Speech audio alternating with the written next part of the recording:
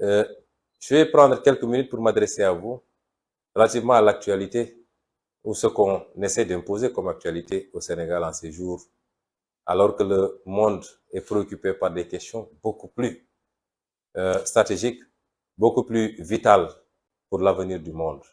Je le disais l'autre jour, il faut s'inquiéter de ce qui se passe dans le monde aujourd'hui. Il y a l'enlisement de la guerre en Ukraine avec ses conséquences socio-économiques dramatiques. Il y a ce qui se passe aujourd'hui en Asie avec les risques d'annexion de Taïwan par la Chine et les risques d'intervention des États-Unis, mais également ce qui se passe avec la Corée du Sud. Pas plus tard que ce matin, des essais de missiles balistiques ont suscité de vives réprobations de la Corée du Sud, de la part de la Corée du Nord, ont suscité de vives réprobations de la Corée du Sud et de la communauté internationale. Mais vous avez suivi l'actualité aujourd'hui où les Américains ont réagi par rapport aux inquiétudes des Saoudiens qui soupçonnent une attaque imminente de l'Iran sur leur territoire. Et donc, nous sommes dans un monde extrêmement incertain. Un monde extrêmement dangereux. Un monde où rien ne peut être défini sur le court terme, a fortiori sur le moyen terme et le long terme. Et il me semble qu'il n'y a que les pays africains qui n'ont pas suffisamment compris les enjeux. Et le Sénégal en fait partie. Pendant que le monde se préoccupe des grands enjeux et des grandes questions, ici au Sénégal, on est dans le perpétuel recommencement des faits divers. Et tous les jours avec son lot, on ne parle pas de ce qui fait le Sénégal ou ce qui ne le fait pas. On ne parle pas de ce qui rend le vécu des Sénégalais extrêmement difficile. Mais on est là à parler de questions qui n'ont aucun impact en réalité sur le devenir de ce pays et sur son présent même, puisqu'il est de notoriété publique que les Sénégalais souffrent comme ils n'ont jamais souffert. Chers compatriotes, on a parlé d'une convocation de votre ami, votre frère, votre président, pour certains, Ousmane Sonko, alias Oscar Sierra, puisque c'est comme ça qu'on nous appelle dans les communiqués de la police maintenant. Je dois dire aux Sénégalais qu'il n'y a rien de plus normal, de plus ordinaire que cette convocation, que nous avons souhaité et voulu depuis très longtemps, que nous avons exigé depuis très longtemps, qu'elle intervienne à cette période où nous avions entamé une tournée pour aller à la rencontre des Sénégalais, peu importe. Nous l'avions souhaité parce qu'il faut que ce dossier soit définitivement traité, puisque c'est un dossier vide, absurde. C'est un complot ourdi au plus haut sommet de l'État et nous en avons toutes les preuves et je vous reviendrai très bientôt pour vous en donner un certain nombre d'éléments. Nous l'avons souhaité parce que le pays doit souffler et passer à autre chose.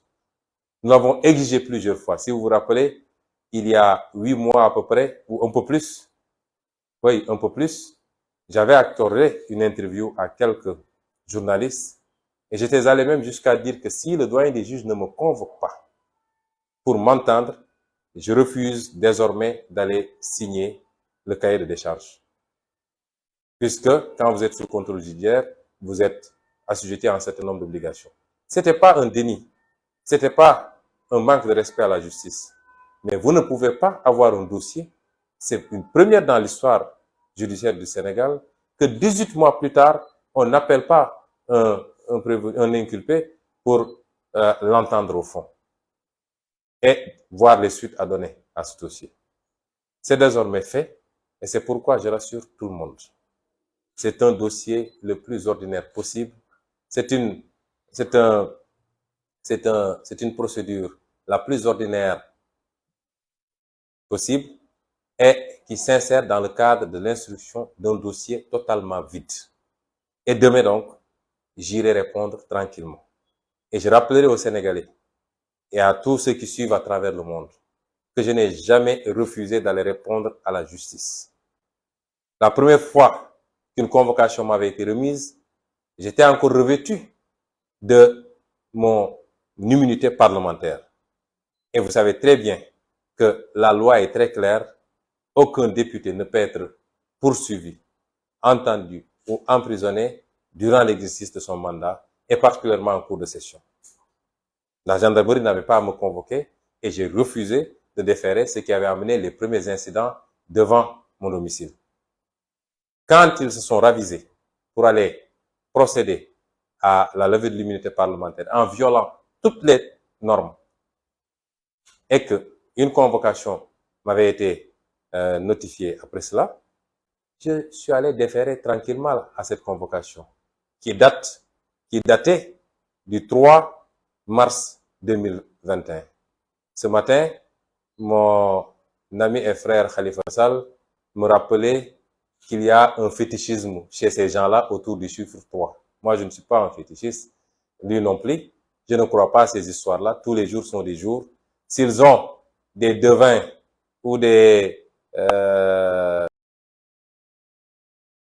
marabouts qui leur ont garanti que le 3, s'ils font les choses de 3, ils se sont fourrés le doigt dans l'œil parce qu'il ne se passera absolument rien.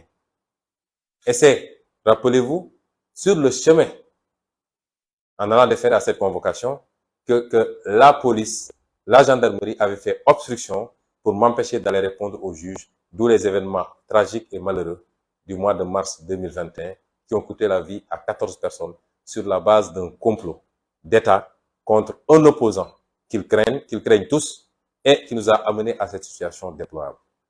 Nous y voilà aujourd'hui, après 2 ans de louvoiement presque, nous recevons cette convocation du doyen des juges. Je veux dire à tout le monde que j'irai répondre le plus simplement du monde, tranquillement. J'irai répondre et je reviendrai tranquillement chez moi passer la nuit. Parce que beaucoup de fausses informations ont été distillées, faisant penser même que je pourrais être arrêté en déférant à cette convocation. C'est fait à dessein, c'est fait sciemment pour créer la psychose ou alors la mobilisation de nos militants et en profiter pour coller toutes sortes de motifs. Trouble à l'ordre public, appel à insurrection, etc., etc. Je rassure tout le monde, s'il plaît à Dieu, demain, je dormirai tranquillement chez moi et dans les jours à venir, nous reprendrons tranquillement la tournée nationale de Nemmekou Tour pour aller à la rencontre des Sénégalais et préparer 2024. Et c'est pourquoi j'ai demandé à tout le monde, je demande à tout le monde, solennellement, et j'insiste beaucoup, de rester tranquillement chez soi, ou alors de vaquer tranquillement à ses occupations. Parce que nous ne sommes pas, nous, Macky Sall, nous ne sommes pas des froussards. Nous avons le courage de ce que nous faisons. Si nous décidons de nous battre, tout le monde saura que nous avons décidé de nous battre. Nous ne sommes pas des froussards au point de mobiliser l'ensemble des troupes de la gendarmerie nationale, de la police d'État, l'ensemble des renseignements généraux, et même peut-être l'armée. Nous avons vu même la réquisition des sapeurs-pompiers. Toute la République est mobilisée pour une simple audition d'un Sénégalais, comme tous les Sénégalais, fût-il un opposant de premier rang. Cela n'honore pas Macky Sall. Et comme à son habitude, à chaque fois qu'il s'y prend, il préfère prendre son avion pour détaler et aller faire du tourisme ailleurs. Aujourd'hui, c'est devenu un arabe, puisqu'il a trouvé comme prétexte cette fois-ci le sommet arabe qui se déroule en Algérie. Nous ne sommes pas ce monsieur qui, même abrité derrière ces forces de défense et de sécurité, demeure un peureux. Nous ne sommes pas des peureux. Nous n'avons ni armée, ni police, ni gendarmerie. Mais si nous décidons de nous battre, nous assumerons. Advienne que pourra. Nous n'en sommes pas là, chers compatriotes. Et c'est pourquoi je vous demande solennellement de vaquer à vos occupations, de ne pas venir chez moi, ni au tribunal, de ne pas vous attrouper, parce que c'est une procédure ordinaire. Ça ne se jouera pas demain. Restez à notre écoute et suivons l'évolution de ce dossier. Parce que je vous ai toujours dit qu'ils ne pourront jamais, ils sont tout le temps dans leur laboratoire en train de comploter et de voir les versions. Ils ne pourront jamais m'atteindre avec ce dossier, ni m'emprisonner, ni m'empêcher d'être candidat en 2024. Jamais de la vie. Ce combat, vous l'avez gagné, vous, le peuple sénégalais. Vous l'avez gagné en mars 2021. Parce que c'est en mars 2021 qu'ils ont perdu ce dossier. Parce que si leur stratégie avait marché, J'aurais été arrêté dès le premier jour si je m'étais présenté à la gendarmerie. C'était les consignes du procureur Serigne Bassirou Gueye. Et lui, je reviendrai sur lui très largement quand je vais venir vous parler du dossier. Parce qu'il fait partie des comploteurs. Il avait donné des instructions pour que je sois arrêté dès que j'arrive. Il avait dit au commandant Beng, je sais qu'il va venir parce qu'il est trop fier. Il va venir. Dès qu'il vient, auditionnez-le et décernez le mandat de dépôt.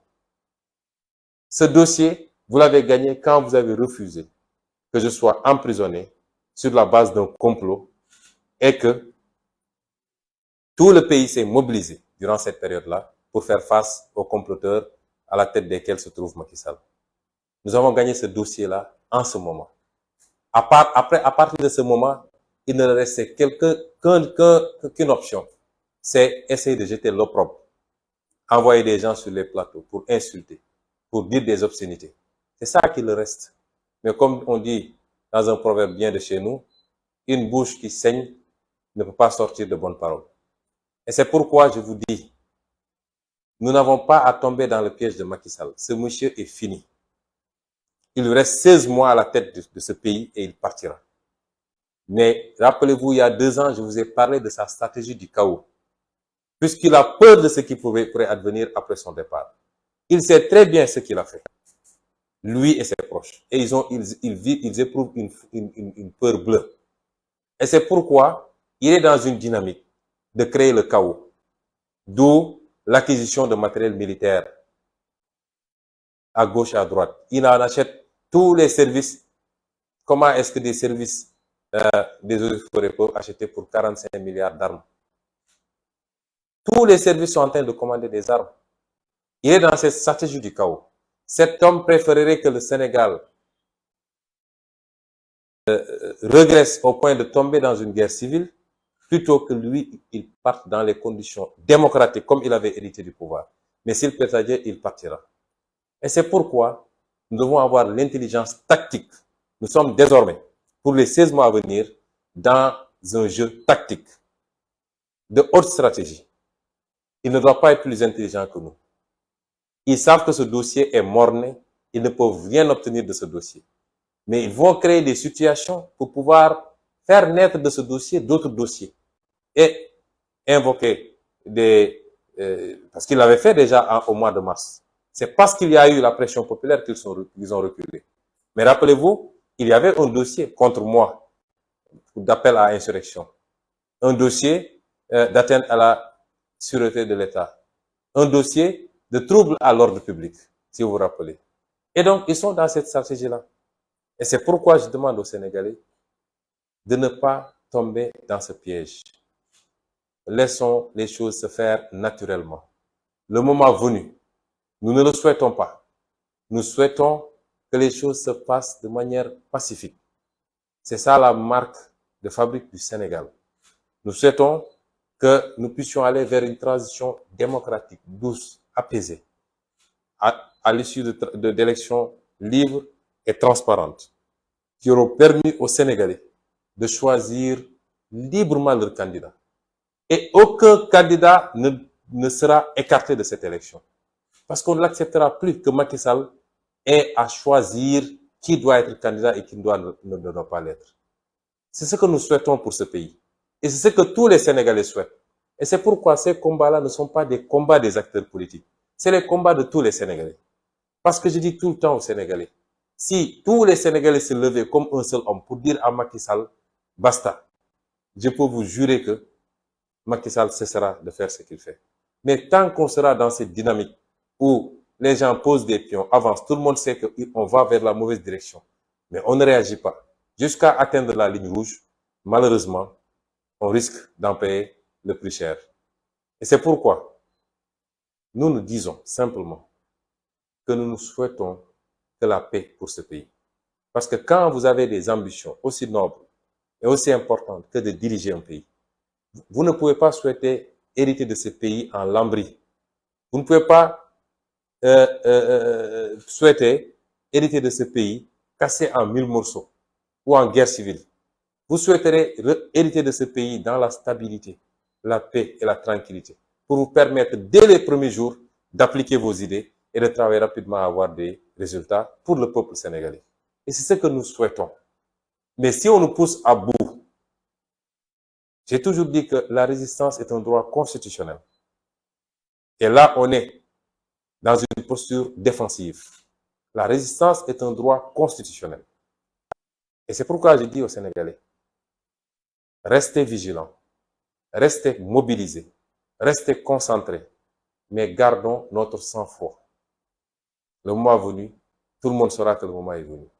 J'ai dit que de ce dossier, il ne peut rien sortir qui puisse entraver notre marche politique, qui puisse entraver ou qui puisse compromettre le projet que nous partageons en commun et qui est porté par tous les Sénégalais, qui a suscité l'espoir, qui a ressuscité même l'espoir. Parce qu'il faut le dire, les Sénégalais avaient cessé d'avoir espoir avec les échecs de Macky Sall et ses reniements.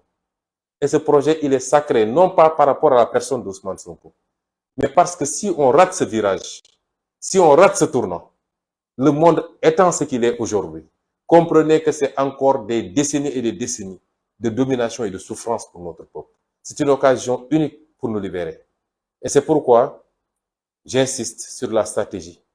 Écoutez-nous, soyez patients et développons notre stratégie pour contrer la leur.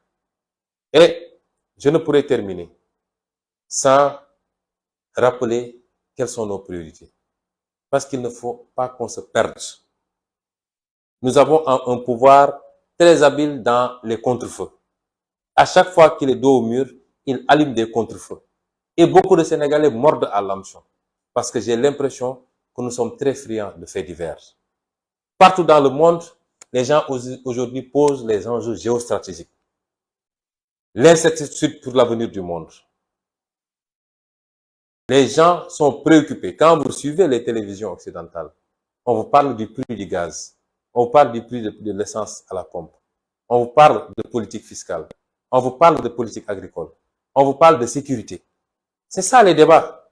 Mais quand vous revenez dans nos pays, tous les débats tournent autour de personnes, des injures, des insultes. Les gens aiment inviter des gens pour qu'ils insultent simplement. Voilà ce à quoi Macky Sall a réduit ce pays en 10 ans d'exercice du pouvoir. N'oublions pas que nos priorités, c'est les scandales du régime de Macky Sall. Et le dernier en date, c'est ces 45 milliards d'achats d'armes par le ministère de l'Environnement, qui n'en est pas habilité, en tout cas qui n'a pas besoin de toutes ces armes-là, et commandé à un fournisseur réputé être un trafiquant d'armes recherché même chez lui. Et c'est sur le gâteau. Tout ça découle de ses relations avec une certaine famille israélienne. On y reviendra plus largement. Ce pays est en danger, les Sénégalais ne le savent pas. Parce que Macky Sall, dans son obsession de rester au pouvoir, dans sa boulimie du pouvoir, mais par rapport à des pratiques malsaines, est allé faire des alliances avec le diable. Et vous ne pouvez pas savoir l'ampleur de ce phénomène. Vous ne pouvez pas savoir. Les Sénégalais devraient avoir peur de ce qui se passe. Parce qu'il y a des milieux, quand vous y mettez le pied, c'est un engrenage. Et ces gens-là ne vous lâcheront jamais plus. C'est des gens qui peuvent déstabiliser un pays, qui peuvent fomenter des mouvements, qui peuvent armer des rébellions et des mouvements insurrectionnels. C'est des gens qui peuvent fomenter des coups d'État même. Et aujourd'hui, il faut avoir peur pour notre pays. Et c'est pourquoi l'enjeu de 2024 est capital. Nos priorités aujourd'hui, c'est le coût de la vie. Mais les Sénégalais souffrent. Quand on vous dit que désormais le kilo de maïs, le kilo de mil est à 600 francs ou 700 francs même dans certaines zones. Le riz, n'en parlons pas. L'eau, l'électricité. Les gens ne se soignent pas. L'agriculture est par terre. Je viens d'une tournée dans le monde rural. Ils n'ont pas de semences. Ils n'ont pas d'engrais. Et quand ils terminent, ils ne trouvent pas de clients ou alors on leur donne des prix très faibles. Et ces gens-là souffrent dans la dignité. Quelquefois, ils ont du mal à plier les 2 repas. Voilà la situation du Sénégal. Voilà nos priorités. Nos ressources naturelles dans un contexte mondial qui est ce qu'il est. Et tous les prédateurs ont les yeux rivés aujourd'hui sur le Sénégal. Et Macky Sall en a déjà satisfait beaucoup parmi eux. Voilà nos priorités. Et voilà pourquoi l'enjeu de 2024 est un enjeu capital pour notre pays. Et n'oublions pas, n'acceptons pas qu'on nous détourne et qu'on nous divertisse. Ce qui s'est passé est bon et est une bonne chose, au moins sous l'angle de la possibilité que ça nous a donné de jauger et de voir. Parce que pour une simple audition, Macky Sall a dû rameuter tout ce qu'il compte comme force de défense et de sécurité, jusqu'aux sapeurs-pompiers. Il a même mobilisé les jeunes qui sont en formation à Fatick, qui n'ont même pas terminé, 12 escadrons de jeunes non formés qui vont venir. Et c'est pourquoi il y a tout le temps des bavures quand il y a des manifestations, parce qu'on prend des gens qui ne sont pas préparés. Mais ce qu'on doit retenir comme enseignement de tout ça, c'est que malgré les intimidations, il se bombe le torse. À chaque petit événement, il sort des chars à tous les coins du Sénégal pour essayer d'intimider les Sénégalais. Malgré tout ça, il n'a pas les moyens de faire face à un peuple qui n'en veut plus. Il ne peut pas faire face à un peuple déterminé à lutter contre la tyrannie, les tentatives dictatoriales et la prévarication de ses ressources. Il n'a pas ces moyens-là. Et au moins ça aura servi à cela. Je ne terminerai pas sans remercier un certain nombre de personnes, le peuple sénégalais dans sa globalité. Parce que depuis quelques jours, vous ne pouvez pas imaginer ce que je reçois comme message, comme appel. J'ai dû même éteindre mon téléphone. Je sais que le peuple sénégalais nous porte dans son cœur. Je veux rassurer ce peuple que si on se bat, si on est prêt à donner notre vie, c'est par amour pour ce peuple. Particulièrement les jeunes qui méritent mieux que le sort qu'ils vivent actuellement. Je veux dire à ce peuple que notre combat n'est pas un combat pour être élu président de la République. Non. C'est pas un combat pour aller chercher quelque chose en termes d'avantages personnels. Non. Ce combat est un combat fondamentalement patriotique. Parce que nous sommes convaincus que nous avons les moyens de récupérer notre destin national. Nous avons les moyens de nous réapproprier notre souveraineté. Nous avons les moyens de faire beaucoup mieux et beaucoup plus pour chacun et chacune des Sénégalais et des Sénégalaises. Voilà le fondement de notre combat. Et Dieu ne triche jamais. Si le peuple est très attaché à notre personne, c'est parce que le peuple sent que notre combat est très sincère. Je voudrais remercier également la conférence des leaders de Yewwi Askan Wi, qui a été formidable. Certains ont dû suspendre leurs activités à l'étranger, Khalifa Sall, Déthié Fall, pour faire plus de 6000 km et venir aujourd'hui se mettre à notre côté, même si j'avais insisté pour leur demander de continuer leurs activités. Tous ceux qui étaient là aujourd'hui, lors de la conférence de presse, les Aïda Mbodj, les Maïmouna Bousso, Cheikh Tidiane Youm, Cheikh Tidiane Dièye, Moussa Tine, le doyen Habib Sy, mon frère Dianté, je vous remercie, le parti vous remercie, les Sénégalais vous remercient pour cette loyauté dans le compagnonnage. Les gens ne savent pas la nature des relations qui nous lient. C'est pourquoi ils peuvent épiloguer souvent pensant pouvoir créer le hiatus entre nous. Je remercierai également mon frère Barthélémy Diaz qui est revenu depuis 3 jours et qui s'est immédiatement enquéri de la situation et qui, n'eût été mon message, aurait été demain à la première heure chez moi. Je remercie le président Malick Gakou qui a pris des positions également, de même que monsieur le ministre, le professeur Mary Teuw Niane et le procureur Alioune Ndao pour leur sollicitude, pour leur solidarité manifestée, même si je ne connais pas encore, je n'ai pas eu encore la chance de connaître le procureur Alioune Ndao. Je veux dire, en tout cas, pour terminer, à tous les Sénégalais, que nous avons une occasion unique avec la mouvance. Ce n'est pas une histoire d'homme, c'est une mouvance. Avec cette mouvance, adossée sur un projet très sérieux et une vision très claire de ce que nous voulons faire, nous avons une opportunité unique d'assurer définitivement et pour la première fois notre souveraineté.